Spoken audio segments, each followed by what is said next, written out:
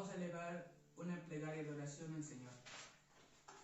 Señor, en esta mañana te doy gracias, Padre, por el día que nos has permitido vivir. Te agradezco por la bendición que nos das de poder despertarnos y ver a luz de un nuevo día. Quiero rogarte y quiero poner entre tus manos este tiempo de alabanza y de estudio de tu palabra. Señor, que tú bendigas estos tiempos, que nos des sabiduría y entendimiento para poder comprender el mensaje que has preparado para nosotros. Lo ponemos todo eso entre tus manos, en el nombre de Cristo Jesús. Amén. Amén.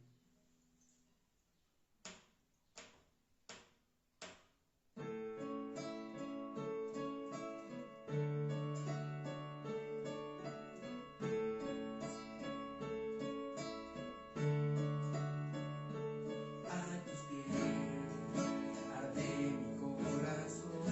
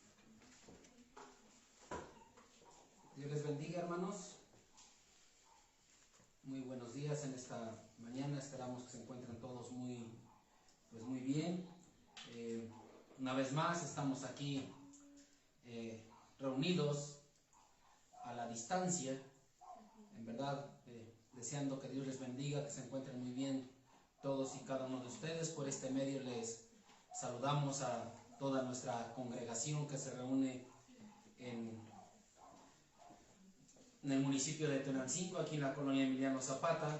Sean muy bendecidos toda nuestra congregación, asimismo amigos, familiares que nos escuchan, que nos ven por este medio. Que Dios les bendiga mucho.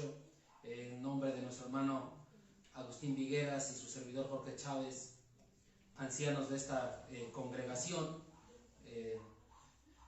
les deseamos que se encuentren muy bien y que sean bendecidos hoy y siempre. Estamos viviendo un tiempo de contingencia sanitaria, un tiempo de pandemia, por el cual nos vemos en la necesidad de compartir la palabra del Señor por este medio, de esta manera, al igual como poder cantar y alabarle, esperando que cada uno de ustedes lo haya hecho en sus corazones, desde sus casas.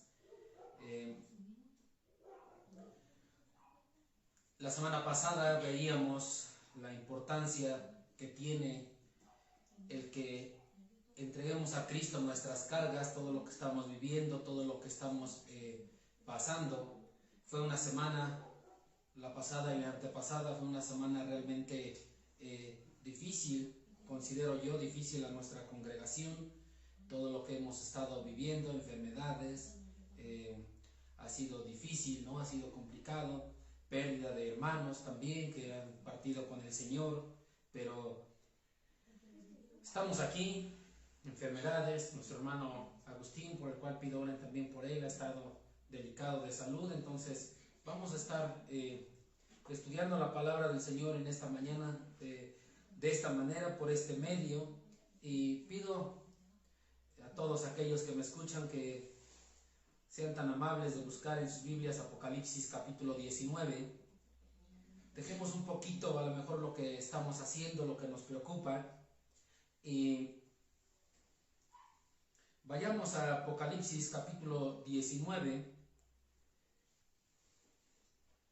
en sus versículos 6, 7 y 8.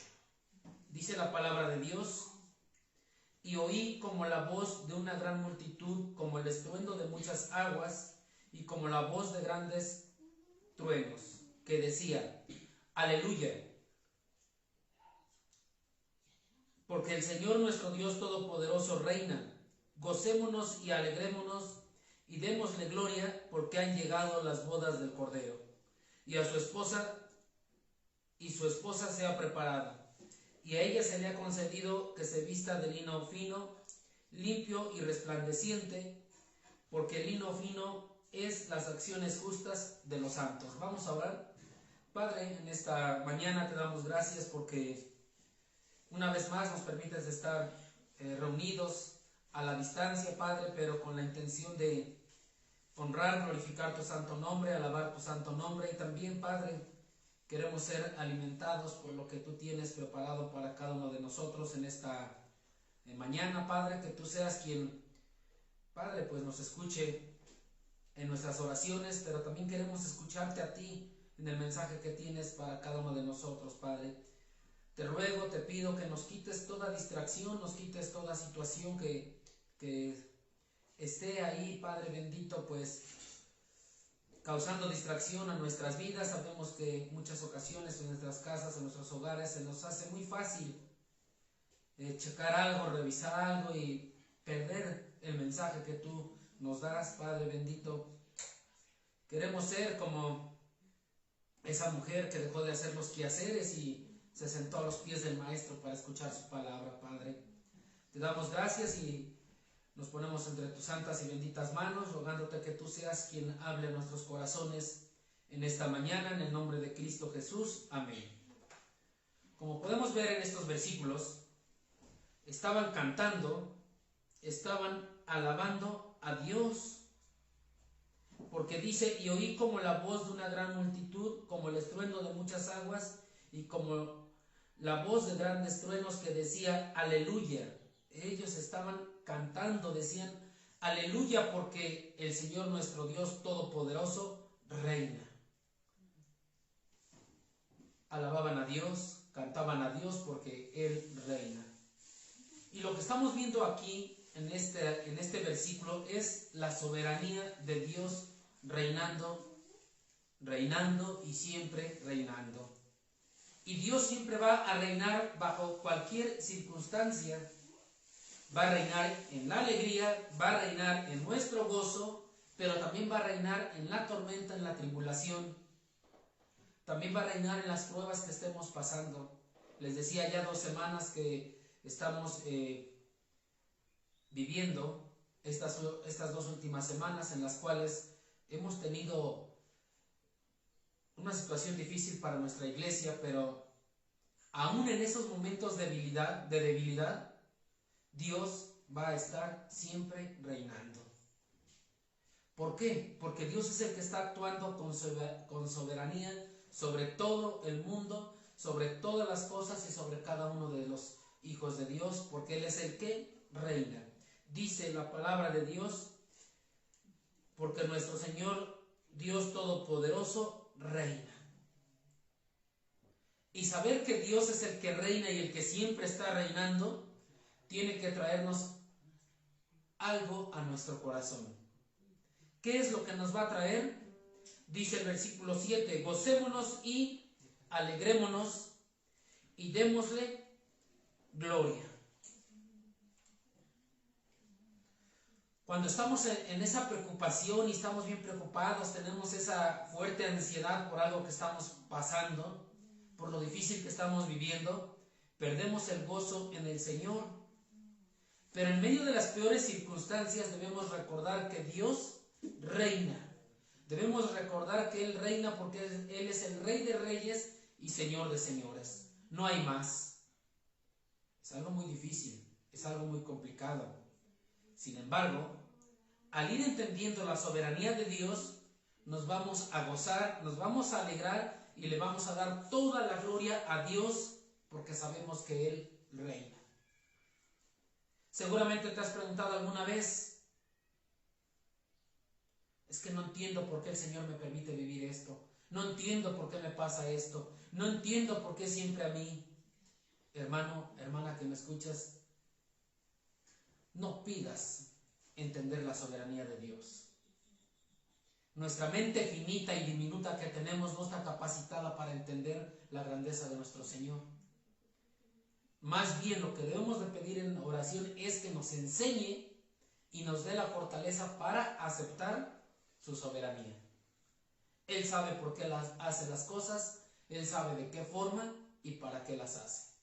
Entonces oremos para que nos dé esa fortaleza y poder aceptar su soberanía. Es algo difícil, es algo complicado y más cuando estamos en medio de la tribulación. Pero aquí hay un evento que todos y cada uno de nosotros debemos de esperar. Es un evento que debemos de anhelar y cuando estemos en ese momento nos gozaremos y nos alegraremos sin interrupción alguna. ¿Por qué?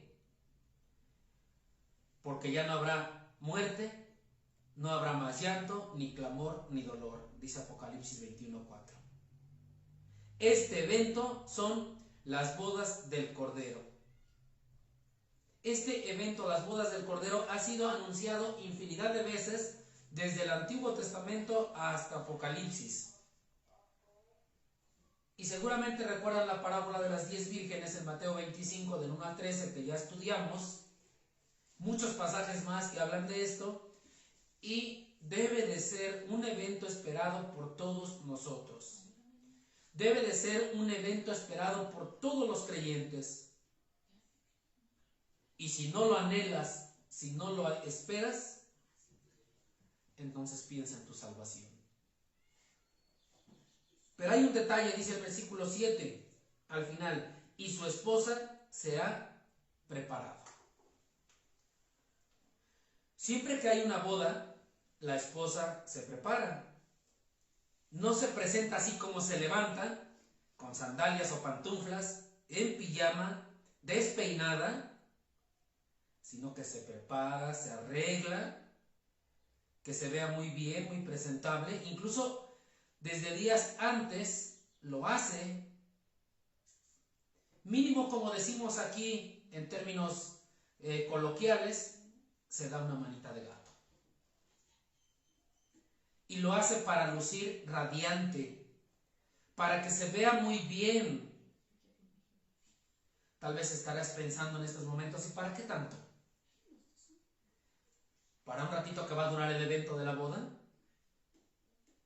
Pero ¿qué dirá el esposo? Pregúntate si tú eres el esposo. ¿Qué dirías? ¿Qué pensará la esposa? Como esposo me encanta que mi esposa se arregle, que luzca mucho más hermosa de lo bella que ya es. Como esposa les gusta verse muy bien para su esposo. Cuando le digo a mi esposa, qué hermosa te ves imponente, y seguramente cuando me escuche le va a dar risa, no es una historia de familia, pero ella me contesta, me arreglé para ti. Eso me gusta más. Si esto es en los matrimonios de cierto tiempo, de ciertos años que ya llevan de casados, ¿qué será el día de tu boda? Y esto lo digo para los solteros, para los solteros más que nada para los hombres. ¿Qué será el día de tu boda? ¿Acaso la novia no quiere lucirse al grado que al novio se le caiga la baba al verla? Así la esposa de Apocalipsis 19, versículos 7 y 8 que estamos viendo, se prepara, se arregla, se alista, quiere verse hermosa. La novia se prepara para ir a las bodas, a ese banquete de bodas. ¿Cómo se prepara? Versículo 8.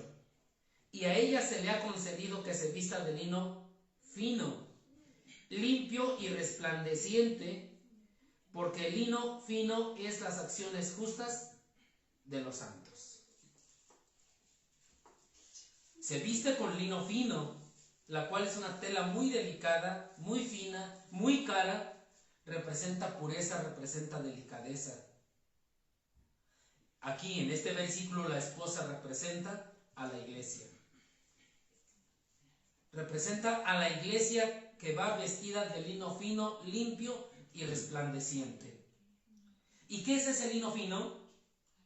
Las acciones justas de los santos. Lo dice el versículo 8. La vida justicia de los santos, de los creyentes, es decir, la esposa, la iglesia, que se está preparando para el esposo que es Cristo, debe de vestirse de santidad. Jesús no se va a casar con cualquier mujer, mucho menos con una ramera. Se va a casar con una esposa santa. Y esto nos lo enseñan las Escrituras en diferentes lugares, en diferentes pasajes. La santidad de Dios siempre va a ir de la mano de la santidad de su pueblo. Sed santos porque yo soy santo. Primera de Pedro 1:16. Esto nos dice el Señor. Sed santos porque yo soy santo. Ahora, ¿qué vamos a hacer para poder ser santos? Varias cosas. En el discipulado, ¿qué enseñamos? Teología, conocimiento, o enseñamos a caminar con Cristo. A vivir igual que su Señor, en quien han creído, o nada más a tener conocimiento. Escuchan el Evangelio, se arrepienten, son salvos, pero paso seguido el bautismo, y después ¿qué sigue? Como ya se bautizó, ahí lo dejo, ahí se acabó todo. No, ahora sigue el discipulado, es decir, enseñar a guardar todas las cosas que os he mandado. Y lo dice ahí en Mateo 28:20, donde tenemos la gran comisión. No se trata de nada más ir, predicar el Evangelio, que se bauticen y se acabó. Se les tiene que enseñar a guardar todas las cosas que yo os he mandado, dice el Señor. Discipular entonces es enseñar al nuevo creyente a caminar por las sendas de justicia, a vivir en santidad. Si no lo haces tú que estás compartiendo el Evangelio, estás en un error. Si compartes el Evangelio, aceptan de Cristo e incluso son bautizados y ahí lo abandonas, estás en un error. Estás evadiendo tus responsabilidades. Estás en un grave error y tendrás que continuar hasta que esta persona, este nuevo creyente, sea totalmente discipulado. ¿Y sabes cuándo vas a terminar? Nunca.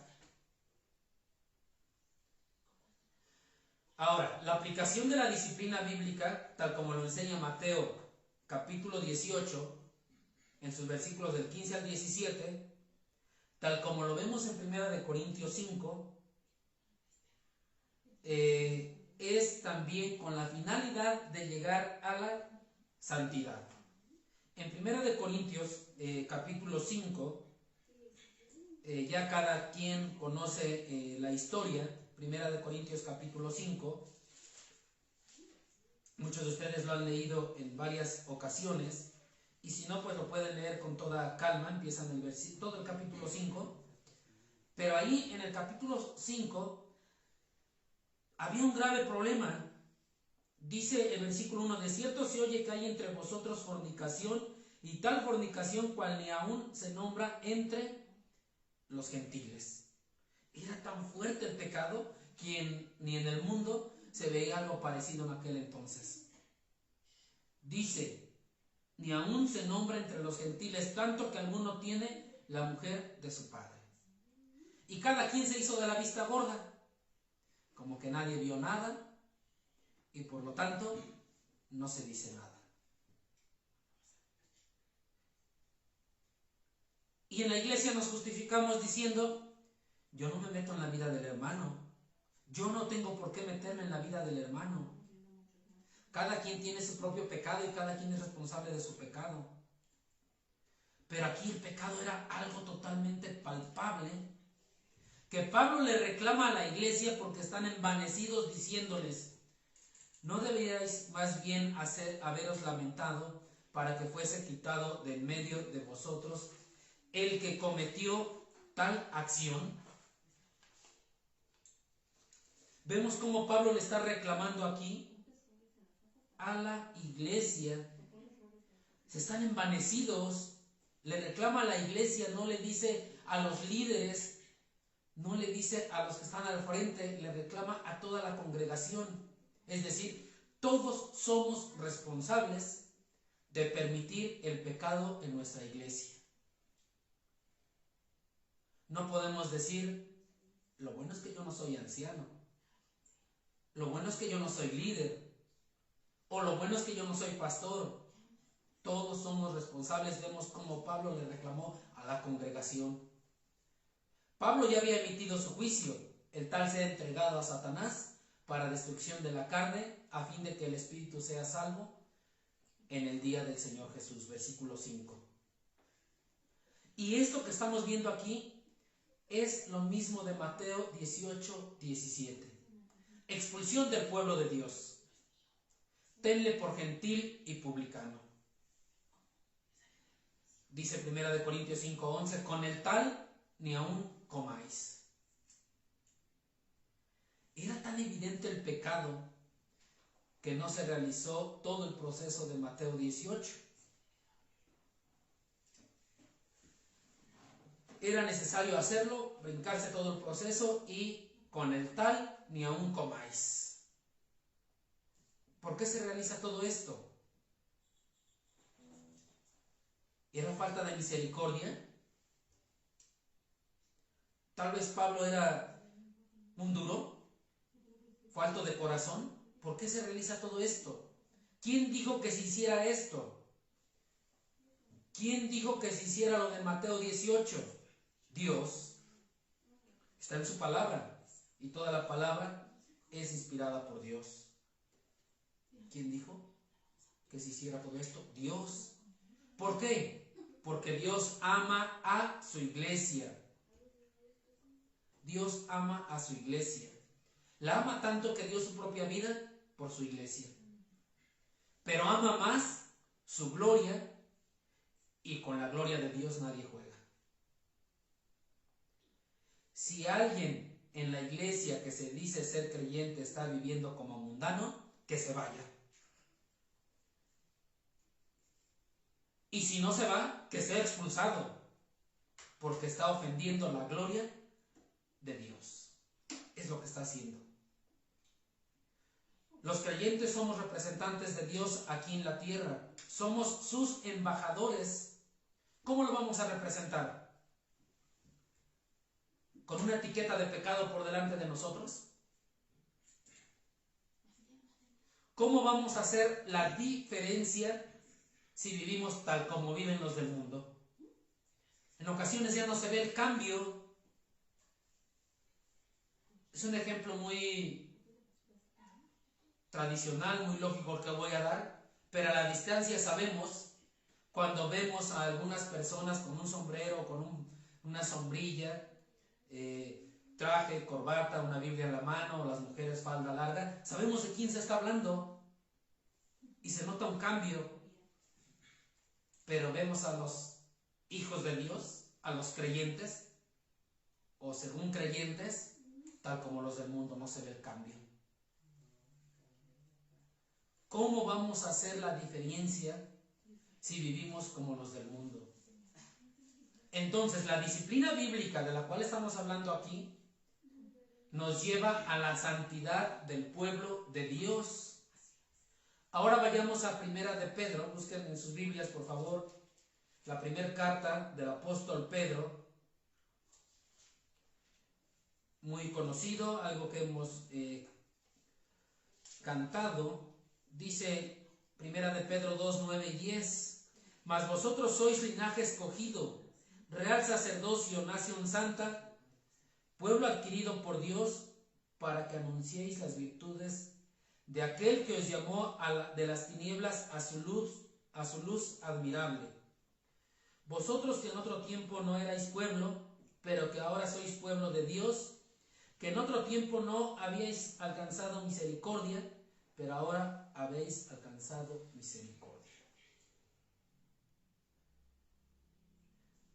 Estos somos para Dios.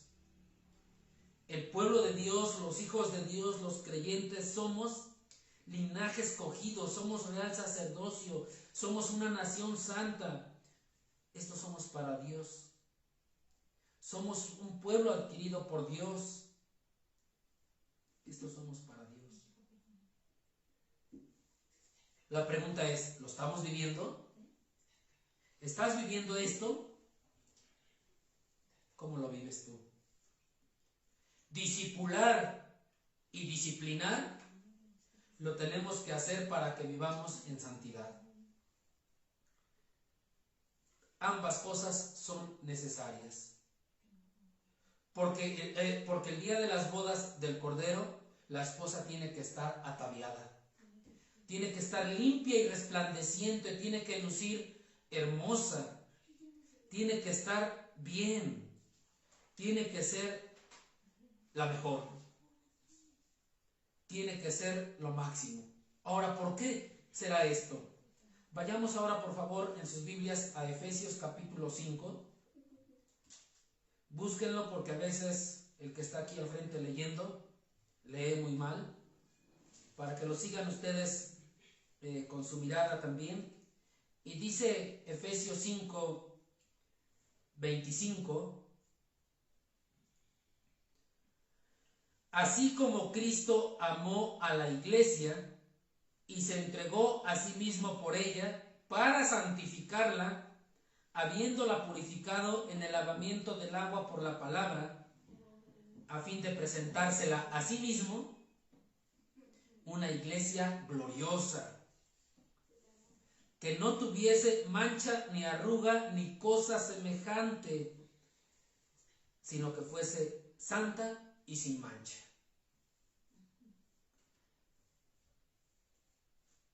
¿Por qué quiere Dios esto de la iglesia? ¿Por qué lo pide así de la iglesia?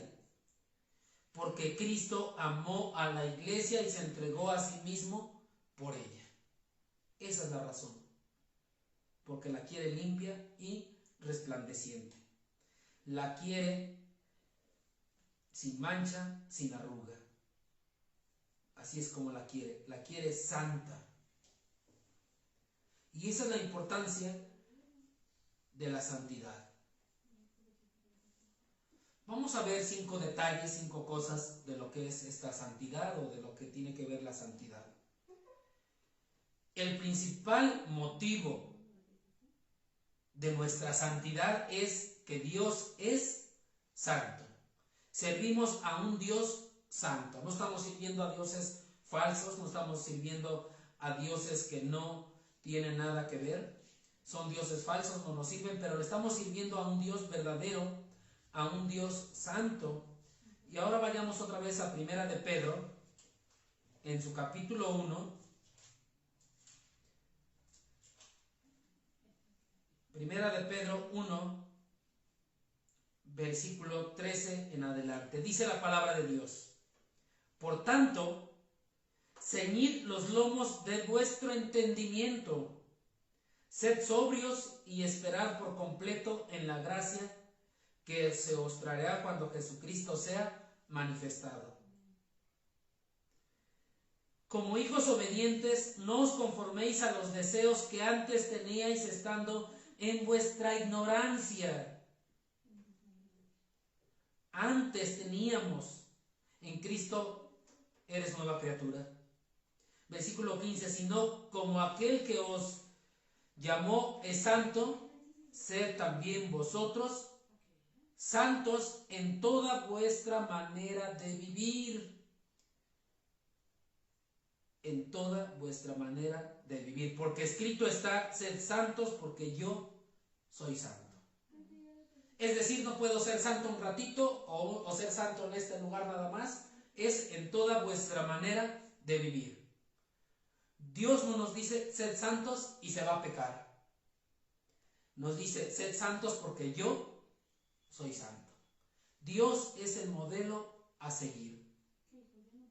Dice el versículo 7, y si invocáis por Padre a aquel que sin acepción de personas juzga, según las obras de cada uno, conducíos en temor todo el tiempo de vuestra peregrinación.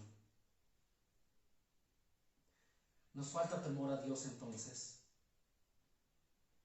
Podemos esconder todo lo que queramos a todas las personas que queramos, pero no a Dios. Es muy fácil hacerlo en esta tierra. En esta tierra donde estamos peregrinando, dice, conducíos en temor todo el tiempo de vuestra peregrinación. Nuestra ciudadanía está en los cielos. Aquí somos peregrinos y extranjeros. Esta tierra no es nuestro lugar. ¿Pero qué nos dice? Es muy claro el versículo. Conducíos en temor todo el tiempo de vuestra peregrinación. Lo que el Señor está demandando de nosotros es que aquí en la tierra tengamos esa conducción de temor. El principio de la sabiduría es el temor a Jehová. Versículo 18. Sabiendo que fuiste rescatados de vuestra manera de vivir, la cual recibiste de vuestros padres, no con cosas corruptibles como oro o plata, sino con la sangre preciosa de Cristo, como de un cordero sin mancha y sin contaminación. Fuimos rescatados de vuestra vana manera de vivir con la sangre preciosa de Cristo. Vemos que Dios es santo. Vemos que el cordero es santo. Es sin mancha y sin contaminación. Por lo tanto, lo que rescata los comprados por Cristo, es decir, el pueblo de Dios tiene que ser santo. No podemos decir, yo soy salvo, sin ser santo. Si somos salvos, somos santos. La santidad es algo progresivo, es un proceso que vamos viviendo. Estoy hablando aquí en este caso de la santidad práctica y no la santidad posicional, que al final hablaremos un poquito de esta. No es lo mismo un recién convertido y alguien que lleva 10 años en el Evangelio, o 20, o 15. Vemos malas vestimentas en un recién convertido. Escuchamos malas palabras en un recién convertido. Incluso llegamos a decir, es que esto no es una grosería. ¿Perdón? La Biblia te dice que hablemos con himnos, con salmos y cánticos espirituales. Escuchamos entonces malas palabras. Estoy hablando de los recién convertidos.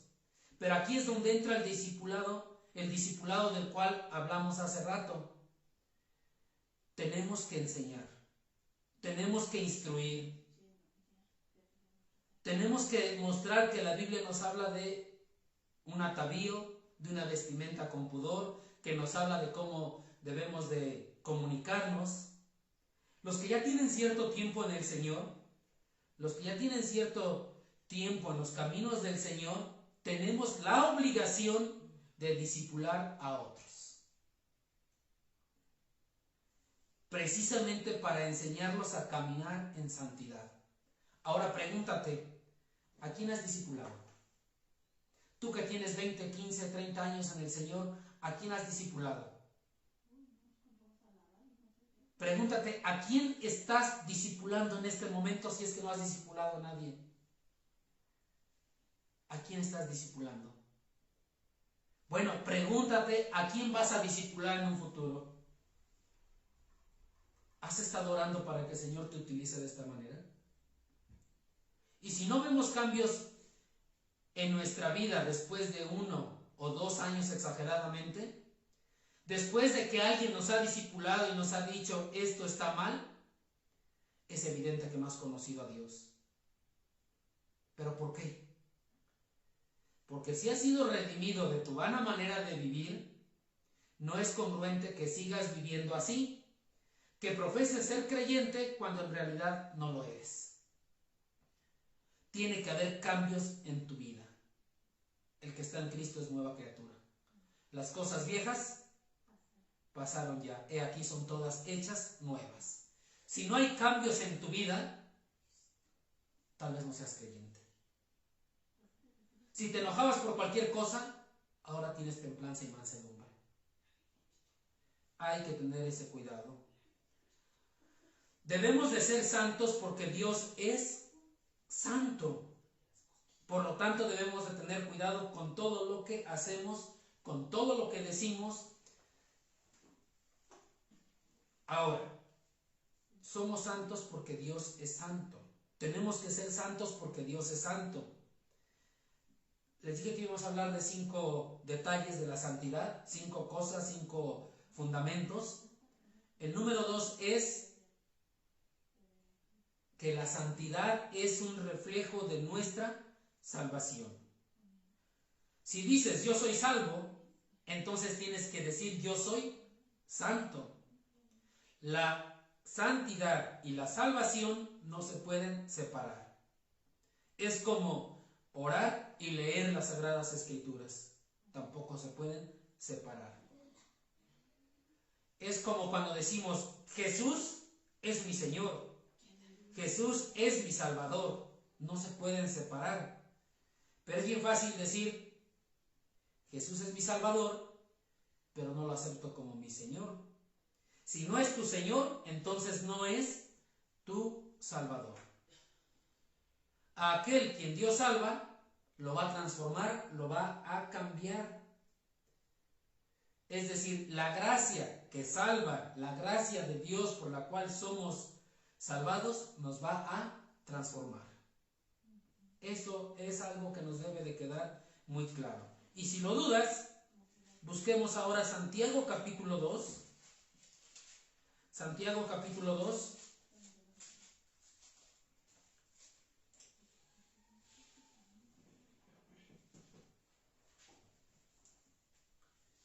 Espero que todos lo estén buscando porque a veces leo muy mal y así lo siguen con la vista, pero dice Santiago 2,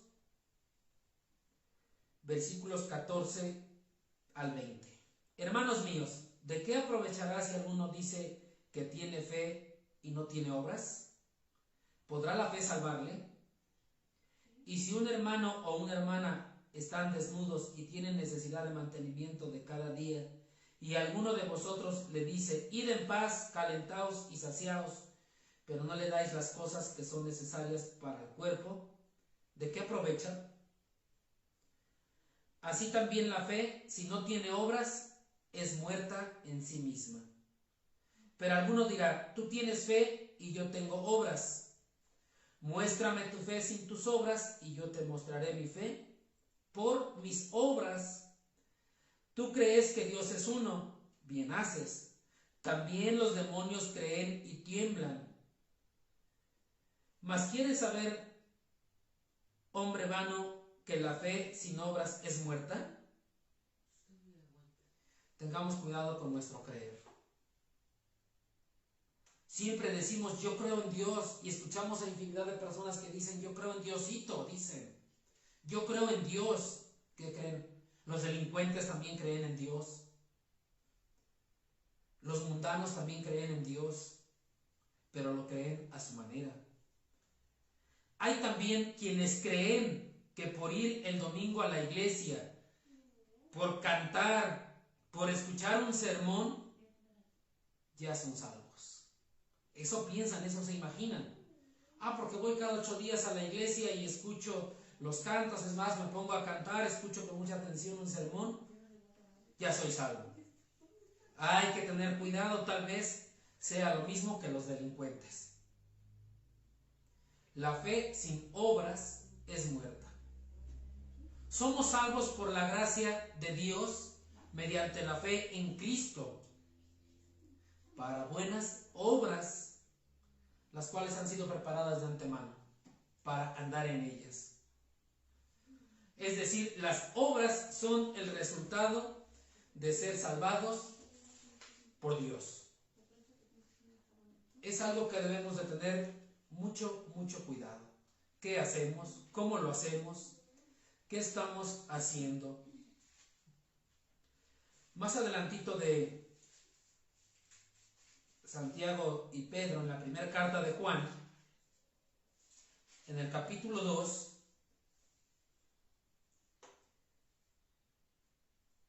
dice el versículo 3, y en esto sabemos que nosotros le conocemos si guardamos sus mandamientos. El que dice, yo le conozco y no guarda sus mandamientos, el tal es mentiroso y la verdad no está en él. Pero el que guarda su palabra, en este verdaderamente el amor de Dios se ha perfeccionado.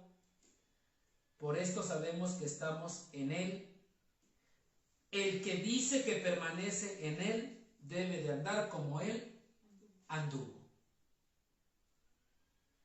Pero escuchamos que dicen, yo creo, pero tú no eres quien para juzgarme por mis obras. ¿Tú quién eres para decirme lo que soy? No, tienen razón, te lo está diciendo la Biblia en este momento. Vamos a ser juzgados por Dios. Ahí mismo, primera de Juan, capítulo 2, en ese mismo capítulo, dice el versículo 15, no améis al mundo ni las cosas que están en el mundo. Si alguno ama al mundo, el amor del Padre no está en él. ¿Te has preguntado qué amas del mundo? Escucha la pregunta. ¿Qué amas del mundo? Porque si te pregunto, ¿amas al mundo? La respuesta lógica es que no. Por eso ahora te pregunto, ¿qué amas del mundo? ¿Qué buscas del mundo? ¿Qué prefieres del mundo? ¿Qué quieres del mundo?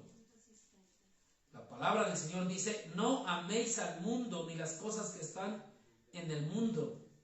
Si alguno ama al mundo, el amor del Padre no está en él. Cosa que hay que cuidar.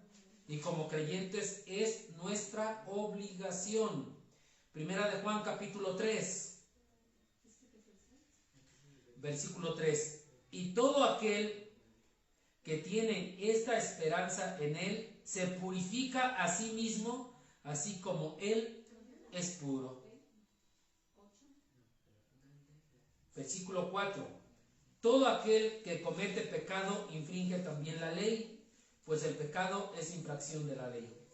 Y sabéis que Él apareció para quitar nuestros pecados y no hay pecado en Él. Todo aquel que permanece en Él no peca. Todo aquel que peca no le ha visto ni le ha conocido. Y dice el apóstol Juan: hijitos, nadie os engañe. El que hace justicia es justo, como Él es justo. El que practica el pecado es del diablo, porque el diablo peca desde el principio. Para esto apareció el Hijo de Dios, para deshacer las obras del diablo. Todo aquel que es nacido de Dios no practica el pecado, porque la simiente de Dios permanece en él y no puede pecar porque es nacido de Dios. Hermanos, el creyente puede llegar a caer, puede llegar a tropezar, pero al darse cuenta de esto va a llorar amargamente. Él va a sufrir, él se va a sentir totalmente indigno, se va a sentir sucio, se va a sentir mal, no va a estar contento, no va a estar tranquilo, y correrá a la cruz de Cristo confiando en su misericordia. Clamará por perdón, lo hará con verdadero arrepentimiento. El problema es aquí cuando se vuelve una práctica constante y el patrón de tu vida es pecado, pecado, pecado. Entonces no eres salvo. Es algo que tenemos que pensar, es algo que tenemos que reflexionar y es algo que debemos de tener en la mente, porque nos gusta lo que dice la primera parte de Romanos capítulo 8, versículo 1, que dice así: ahora pues ninguna condenación hay para los que están en Cristo Jesús. Qué hermoso, ¿no? Ninguna condenación hay para los que están en Cristo Jesús. Ninguna. Y nos encanta esta primera parte, pero no nos gusta la segunda. Los que no andan conforme a la carne, sino conforme al Espíritu. Los que andan en Cristo no serán condenados.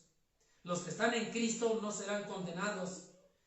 Pero la evidencia de estar en Cristo es su andar. Y su andar es no conforme a la carne, sino conforme al Espíritu. Entonces, si andamos conforme al Espíritu, ninguna condenación hay para los que están en Cristo Jesús. Nos gusta la primera parte, pero la segunda la hacemos a un lado, ¿no? Es como cuando decimos, me gusta decir que Jesús es mi Salvador, pero no quiero decir que Jesús es mi Señor.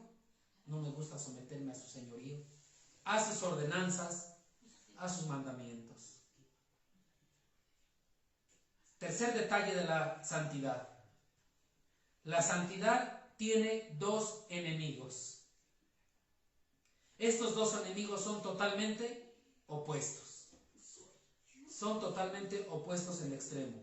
De un lado tenemos el legalismo y del otro lado tenemos el libertinaje. Veamos primero el legalismo en Mateo capítulo 23. Mateo 23, si lo buscan por favor. Dice Mateo 23, versículos 4 y 5.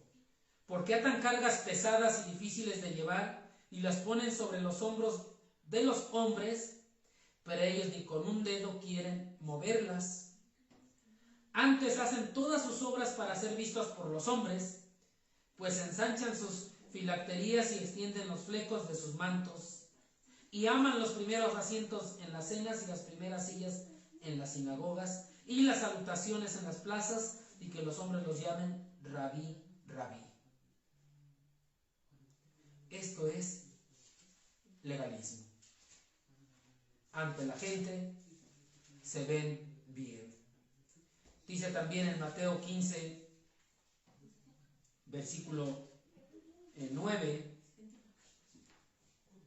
pues en vano me honran enseñando como doctrinas mandamientos de hombres.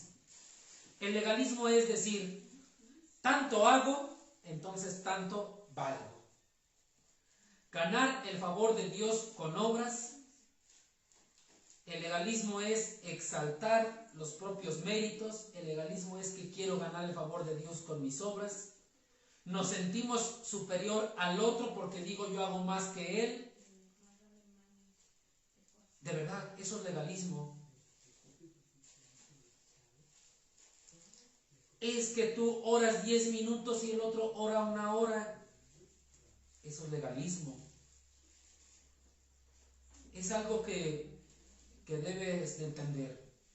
Lo que haces es por Dios y debe de ser para Dios. Todo lo que tú hagas es por Dios y para Dios, pero esto no cabe en el legalismo. Cuando alguien viene y nos dice, tal vez en nuestra iglesia no se ve mucho esto, pero alguien viene y nos dice, es que quítate ese arete, es que córtate el pelo, te ves mal con esa coletita que traes, vístete bien. Ay, el hermano es un legalista, no soporta nada, no aguanta nada, no, es un espantado. No, lo que tú haces es por Dios y para Dios, pero esto no cabe en el legalismo. Tú te vas a quitar ese arete, tú te vas a vestir bien, tú te vas a cortar el pelo o lo que te esté estorbando. ¿Por qué? Porque lo vas a hacer para Dios y porque es para Dios. Pero esto no cabe en el legalismo. El otro extremo es el libertinaje. Ahora quiero que vayamos a Romanos para ver el libertinaje. Romanos capítulo 6, versículos 1 y 2. Dice Romanos 6, 1 y 2. ¿Qué pues diremos? ¿Perseveraremos en el pecado para que la gracia abunde? Versículo 2. En ninguna manera, porque los que hemos muerto al pecado, ¿cómo viviremos aún en él? En la actualidad la gracia se utiliza para justificar el libertinaje. Y dicen, ya no estamos bajo la gracia, dicen, ya no estamos bajo la ley, ahora estamos bajo la gracia. Es decir, vemos la gracia como la vía libre para hacer lo que queramos hacer. Abaratamos la gracia, diluimos el evangelio diciendo, todo vale. Dios solamente quiere tu corazón. Dios solamente le importa tu corazón. Pero eso es una gran mentira, hermano. Dios quiere todo de ti, Dios quiere todo tu ser, quiere tu santidad. La Escritura nos habla muy claro y nos dice, si tu ojo derecho te es ocasión de caer, sácalo y échalo de ti, pues mejor te es que se pierda uno de tus miembros y no que todo tu cuerpo sea echado al infierno. Lo dice ahí en Mateo 5, versículos 29 y 30. O la mano o el pie. Por eso Pablo pregunta aquí en Romanos, ¿disfrutaremos de la gracia pecando? Si Cristo pagó por nuestros pecados, entonces ahora vamos a disfrutar de nuestros pecados y seguir pecando. Contesta en el versículo 2, en ninguna manera. Si estamos en la gracia, es porque hemos muerto al pecado. Estar en la gracia no significa puedes pecar lo que tú quieras. Significa que ya no estás en pecado y que por lo tanto te quieres mantener ahí. El que está en la gracia dice, Cristo me ha hecho libre. Cristo me ha librado del pecado. Ya no soy esclavo del pecado. Por lo tanto, tengamos cuidado con lo que hacemos con la gracia de Dios. Tengamos cuidado del cómo usamos la gracia de Dios. El libertinaje lo que hace es que vivamos en este mundo sin andar como Él anduvo. Y querer andar como los que verdaderamente andan con Él es grave. Vuelvo a repetir, el libertinaje lo que hace es que vivamos en este mundo sin andar con él y queramos andar como los que verdaderamente andan con él. No se puede hacer esto cuando realmente has entendido el Evangelio.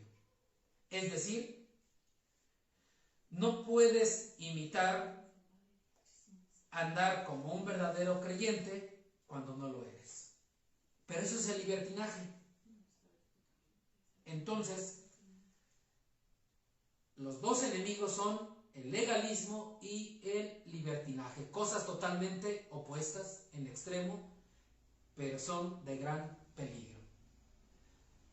Tanto el legalismo como el libertinaje son malos. Tenemos que cuidarlos y buscar la santidad porque Dios la pide.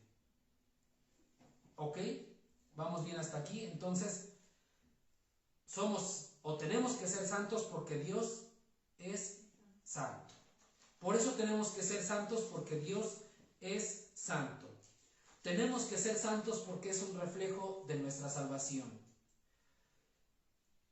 El tercer detalle es que la santidad tiene dos enemigos y el cuarto detalle es que la santidad es la voluntad de Dios para su pueblo. ¿Sabes a qué te ha llamado Dios? ¿Te has preguntado para qué te ha llamado Dios? ¿Crees tú que te ha llamado para ser diácono o anciano? ¿Crees que te ha llamado para cantar en la alabanza? ¿Crees que te ha llamado para tocar la guitarra? ¿Un bajo? ¿Un teclado? ¿Un saxofón? ¿Crees que te ha llamado al ministerio de hospitales? ¿Crees tú que te ha llamado a servir en el club de niños? ¿Crees que te ha llamado a lavar los baños?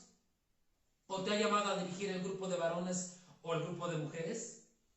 ¿O tal vez crees que te ha llamado a las misiones? En ocasiones nuestra respuesta es no sé.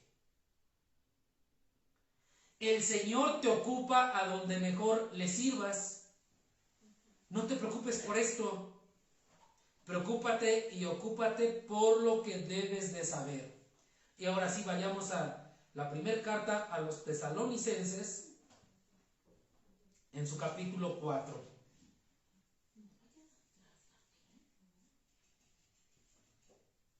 Dice Primera de Tesalonicenses 4:7. Pues no nos ha llamado Dios a inmundicia, sino a santificación. La santidad es importante porque Dios la quiere para su pueblo.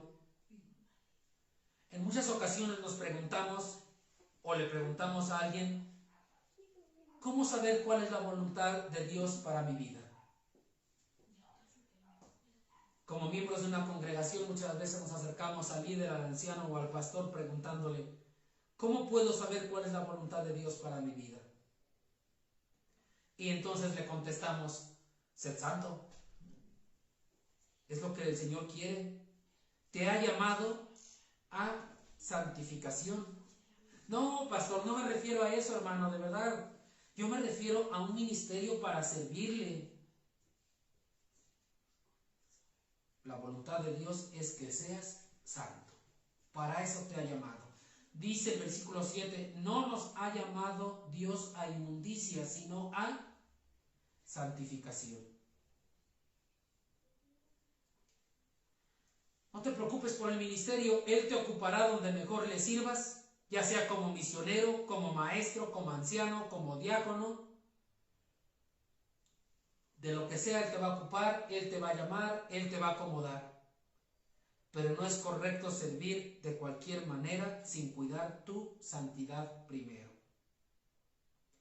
Alguien dirá, pero es que yo tengo talento para tocar un instrumento musical, soy bien bueno para el teclado, nadie me gana, soy el mejor, es más, yo tengo ese talento. Pues sí, mi estimado, pero si no estás en santidad, aquí no puedes tocar ni el atril. Digo, esto es por citar un ejemplo. No hablo de perfección, simplemente que no se sirve a Dios de cualquier manera. No se le sirve a Dios al aventón. No se le sirve a Dios nada más por servir. Y no hablo de perfectos ni de perfección, porque todos tenemos luchas y fallamos. Porque hay quien dice, déjalos participar, no importa que estén en pecado, porque eso nos va a motivar a cambiar. Pero si los pones a servir sin vivir en santidad, los estás enseñando que a Dios se le sirve de cualquier manera y le das las obras. Y le das lo que te quede. Sea cual sea tu servicio a Dios, misiones, alabanza, lo que sea, club de niños, diaconado, ancianato, lo que sea. Si los pones sin vivir en santidad, los estás enseñando a que a Dios se le sirve de cualquier manera. Y esto no es así. Recordemos en el Antiguo Testamento, si el sumo sacerdote entraba al lugar santísimo sin estar preparado, Dios lo mataba de inmediato. Dios lo mataba de inmediato porque no estaba preparado y se atrevió a entrar al lugar santísimo. Es más, hasta le ponían un cascabel para saber qué pasaba, y si no sonaba es porque ya estaba muerto. Entró sin preparación, no había santidad, no podía entrar al lugar santísimo sin santidad. Entonces ya no sonaba el cascabel y estaba muerto, no estaba preparado. ¿Te has puesto a pensar que sería bueno que Dios nos pusiera cascabeles a todos nosotros cuando nos reunimos los domingos? Para saber cómo llegamos y cómo nos presentamos ante el Señor. ¿Qué pasará con nuestros cascabeles? ¿Sonarán? ¿O se quedarán quietos porque ya nos mató el Señor? Qué bueno que vivimos bajo la gracia, ¿no?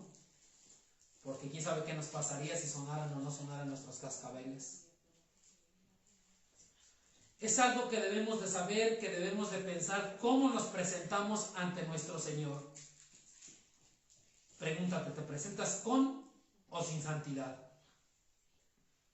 Veamos lo que dice aquí 1 de Tesalonicenses 4:3. Pues la voluntad de Dios es vuestra santificación.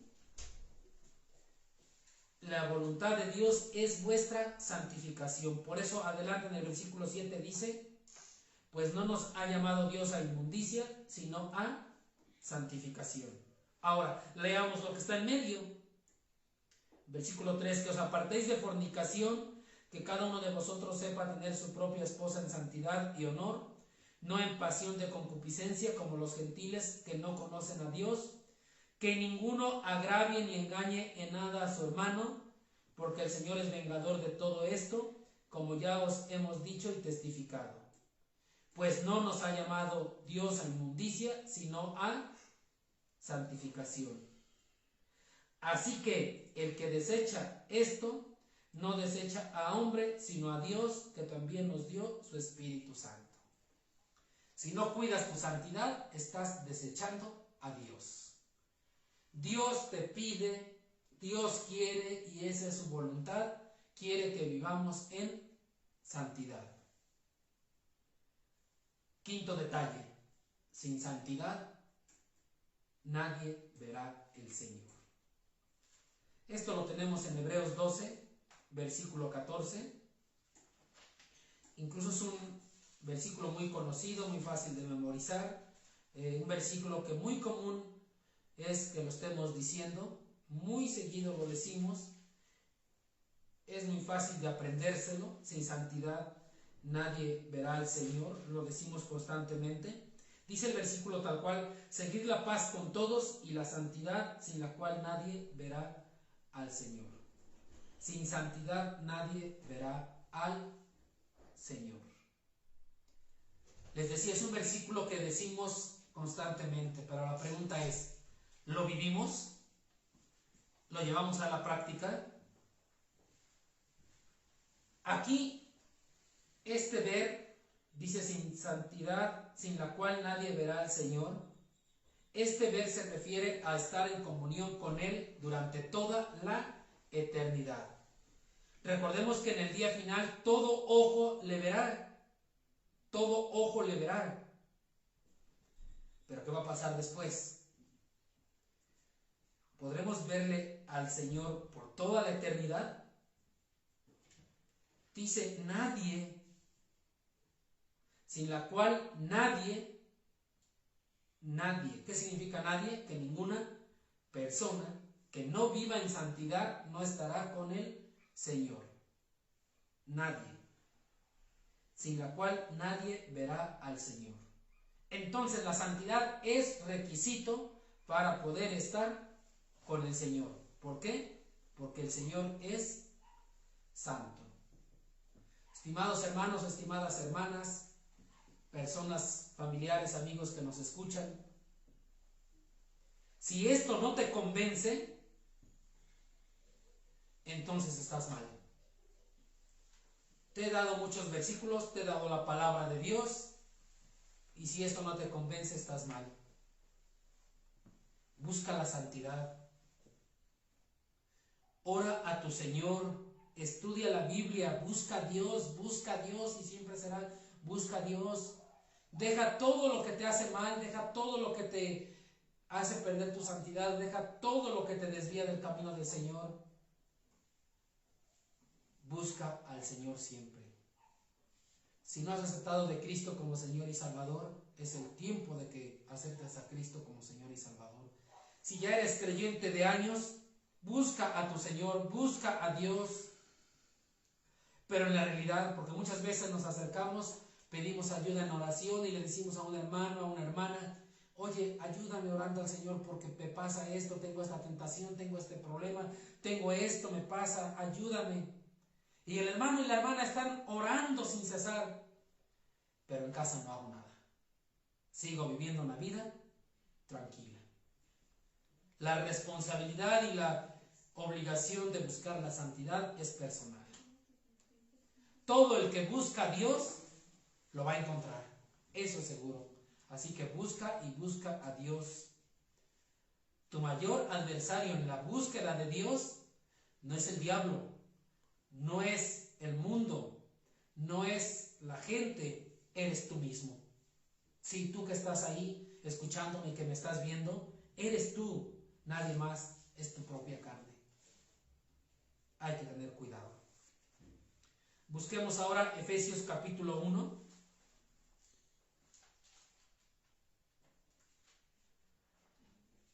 Tal vez ya nos alargamos un poquito de tiempo, pero es importante este tema que nos va a servir para el de la siguiente semana también. Así que busquemos Efesios capítulo 1.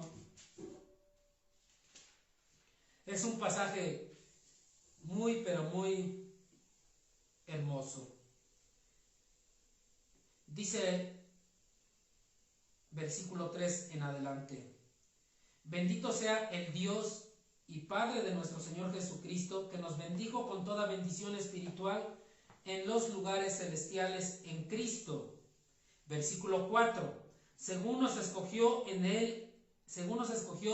Él antes de la fundación del mundo, para que fuésemos santos y sin mancha delante de Él. ¿Cuándo nos escogió? Antes de la fundación del mundo. ¿Para qué? Para que fuésemos santos y sin mancha delante de Él. Entonces es tu obligación, es mi obligación, es nuestra obligación buscar esa santidad. En amor, habiéndonos predestinado para ser adoptados hijos suyos por medio de Jesucristo, según el puro afecto de su voluntad. Vemos otra vez la voluntad del Señor. Versículo 6: